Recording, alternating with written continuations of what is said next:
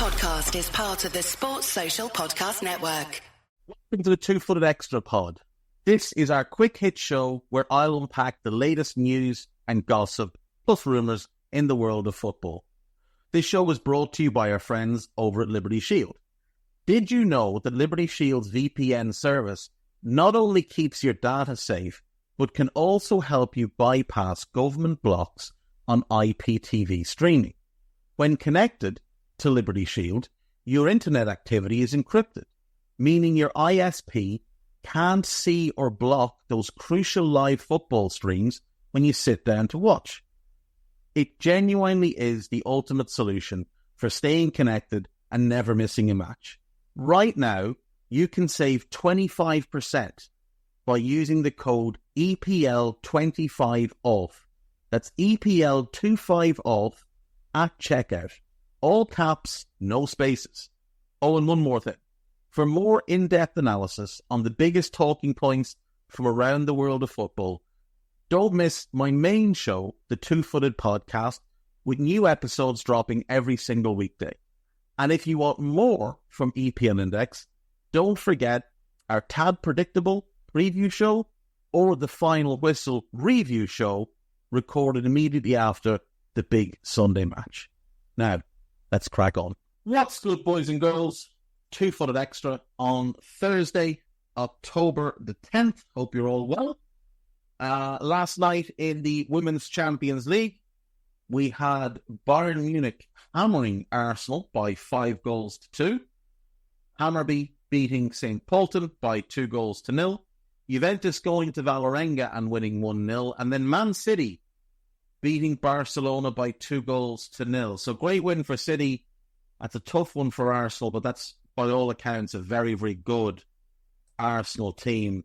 Pernille Harder with a hat-trick in that one, formerly of Chelsea, player that Arsenal would have known very, very well from her time in England. One of the best forward players in the world. Moving on, Gareth Southgate has said he plans a year out of management. So unfortunately, that rules out Gareth Southgate to Manchester United in the interim, but potentially lines it up nicely for next summer. We'll see. In all likelihood, United will be looking for a manager next summer. In all likelihood, it won't be him. Nazir Mazraoui of Manchester United has had a minor procedure after experiencing palpitations. He's expected to make a full recovery from the precautionary procedure and should be available for selection again within a few weeks. And anytime you have to have any kind of procedure, it is scary. Anytime you have palpitations, it is scary. So hopefully he makes a full recovery. This is the second time he's had to deal with any kind of heart issue. He had inflammation of heart tissue in January 2023 after suffering from COVID. Took him about a month to get back on the pitch that time, or to get back in the training pitch that time. But he didn't play for like 3 months. So we'll see. Hopefully there's no rush. They just take the time. And hopefully he makes a full recovery and everything is good. Interesting piece on the BBC website written by Neil Johnston on the career of Niall Ranger. Just go and read the piece. And if you don't know about Niall Ranger, read the piece and then Google him. And it's a fairly staggering story of a kid that grew up and never quite managed to escape the environment he grew up in and the negative effects that it had on what could have been a very, very good career. There are tributes pouring in for George Baldock. It appears that he just drowned in the swimming pool in the house that he was renting. There's nothing further at the moment, but England and Greece are to commemorate him wearing black armbands and having a period of silence before the game tonight in their Nations League game. Players strike threat wrong, says Bayern and UEFA chiefs. Well, of course, that's what they said.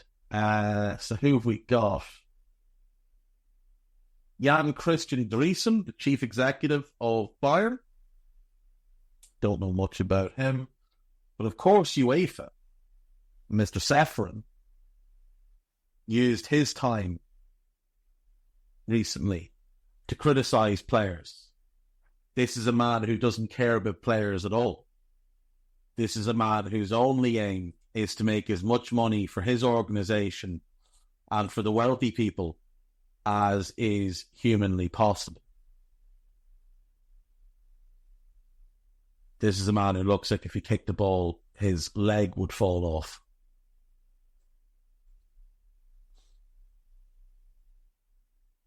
In 2005, Seferin took a formal interest in local football through his work with the executive board of futsal club FC Letitia. You couldn't write it. You absolutely couldn't write it. The guy never kicked a ball in his life. Right.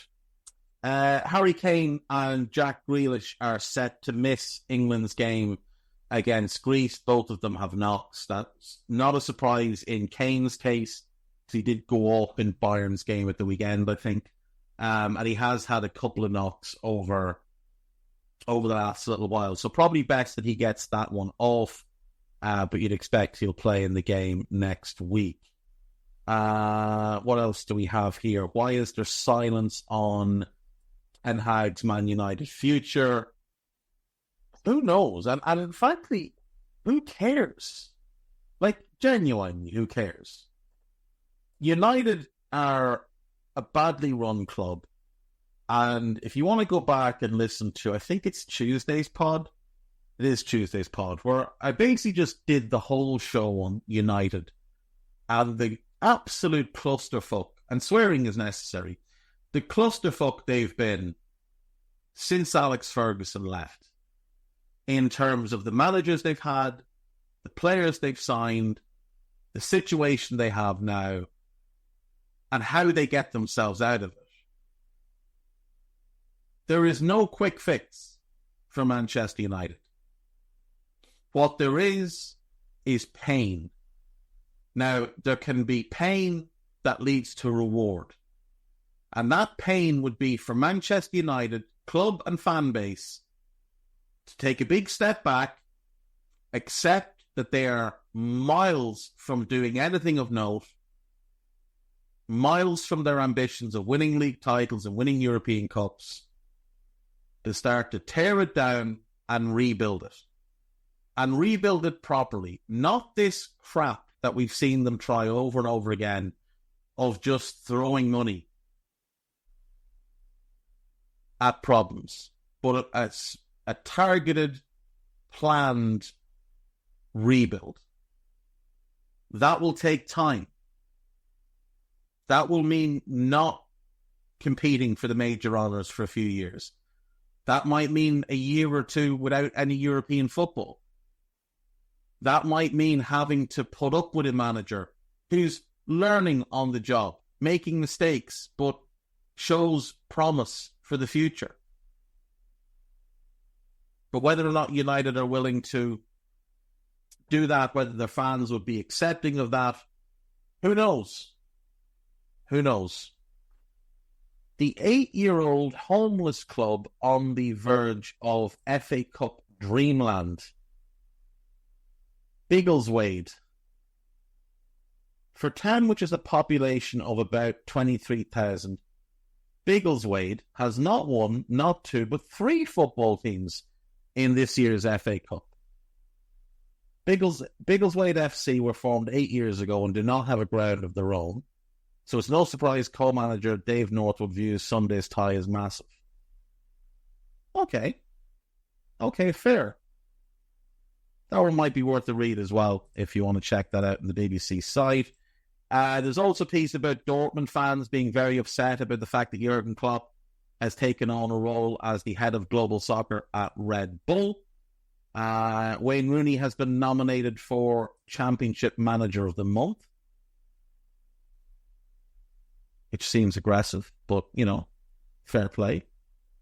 John Eustace of Blackburn, Chris Wilder of Sheffield United, and Scott Two Coats Parker of Burnley. I'm not sure why Scotty Two Coats is getting the love. The funniest part about John Eustace also being up for the award is, of course, that John Eustace was the Birmingham manager who was doing quite well before he was sacked so that they could appoint Wayne Rooney, who was then a disaster, sacked after 15 games and ultimately them getting relegated. So that's just quite funny. And 2 fingers up to Blackburn in the meantime. Or to Blackburn, to Birmingham, I should say, to Birmingham. Right, folks, I will be back after the break, but before we do, one last bit of news that nobody's really going to care about, but Ian McCall has left his position as Clyde manager by mutual consent. The Scottish League 2 team have announced. There you go. Right, back after the break with the gossip. Right, welcome back. So, let's just dig into the gossip. Nice, quick, concise show for a change. Manchester United are preparing to offer a fee of 58.6 million, which I assume is like 65 million euro or thereabouts, for Randall Kolo-Muani. Manchester United, who of course last summer paid 75 million for Rasmus Højlund, and this summer paid 35 million for Joshua Zirkzee. Of course, still need a striker. I like Kolo-Muani is a good player, but that's a nonsense fee, and United not do that. Real Madrid want to sign William Saliba as a top priority in 2025, with Los Blancos already in contact with the 25-year-old. Yeah, I could see it. I could see it. I don't think they'd be willing to pay what Arsenal would want, and he's certainly not worth what Arsenal would want. But I could see it. I think they can do better, given value. I think they can do better. So I don't expect that to happen. Galatasaray will look to make Victor Osimhen's loan move from Napoli permanent, while Chelsea remain interested. However, he would cost 68 million in January or 63 million next summer. Galatasaray are rich. I don't know that they're going to pay that type of money, though. Manchester City are considering Diogo Costa as a replacement for Ederson, but he would cost 63 million. He's awful. He is awful. Absolutely. You fire ahead by him, City. Good lads yourselves. Man City have made Ben Chilwell a top target for January. No, they haven't. Like, United have two left backs who are always injured. So the answer is to buy another left back who's always injured. Erik ten Hag is preparing as usual for the club's next game against Brentford, following a meeting of the club's of the United's hierarchy. I mean, what else would he be doing? Like, what else would he be doing? How is this news? Man does job. Man does job. Like, the other day, there was, when United were having this meeting, it was breaking. United board members meet in meeting that starts at 9:30 and ends at 5. Men do what? People do their jobs, and it's news. Like, Jesus, what? How is this news? Oh, he's preparing for the next. What else is he going to do? Is he going to sit at home and cry? Oh, Lord. Martin Zubimendi has reiterated his desire to stay at Real Sociedad. Crystal Palace will step up their pursuit of Hammarby's 18-year-old Ivorian forward, Bazumana Toure. Is that right? Bazumana Toure, who is also of interest to Celtic and Manchester United. Arsenal will still target a striker in the January transfer. No, they won't. Liverpool defender Virgil van Dijk is next in line for a new contract after the club secured the long-term future of Ibrahima Konate. I don't believe they have. I don't believe they have secured the future of Konate. I don't think that deal is done yet. It will get done, but it's not done yet. So that's a bit presumptive on your part there, Mr. Team Talk. Arsenal, Tottenham, and Newcastle are all interested in Jacob Ramsey. This is just somebody making a story up. Nobody is buying Jacob Ramsey at the moment because he's hurt too often and his form is way off the level. But I notice this is Dean Jones, so we can absolutely put this in a bin. Newcastle might sell Callum Wilson in January to facilitate a move for a new forward. That makes sense, and obviously he is one that's been talked about quite a bit. Marseille are in advanced talks to sign Paul Pogba, who can play again from March after a 4-year ban. Well, they are signing a number of players with questionable track records, so Paul Pogba would fit in pretty well.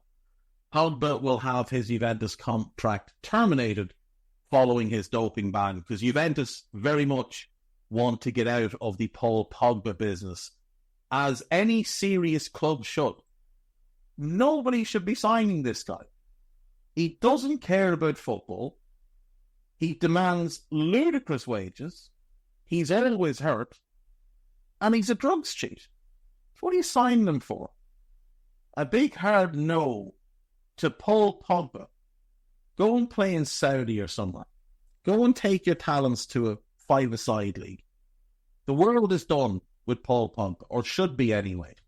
If you're still falling over Paul Pogba or putting out comps on Twitter, people don't remember how good Paul Pogba was. He was crap in the Premier League. He is one of the biggest wastes of talent in the history of football. He is one of the biggest flops in the history of the Premier League. United should have taken the 170-odd million that they poured into Paul Pogba, stacked it in the middle of Old Trafford, and just lit it on fire. And they would have done more. They would have achieved more than what they achieved with him. Over tripe. My chipperless is over now because of Paul Pogba. That'll do me for today, folks. I will see you all tomorrow. Take care of yourselves. And remember, if you go and do your job, just your normal job, you're entitled to text somebody in your life with a headline of breaking news, whatever, and tell them what you've done for the day, just because you've done your job. That's how it works now. Bye-bye. This podcast is part of the Sports Social Podcast Network.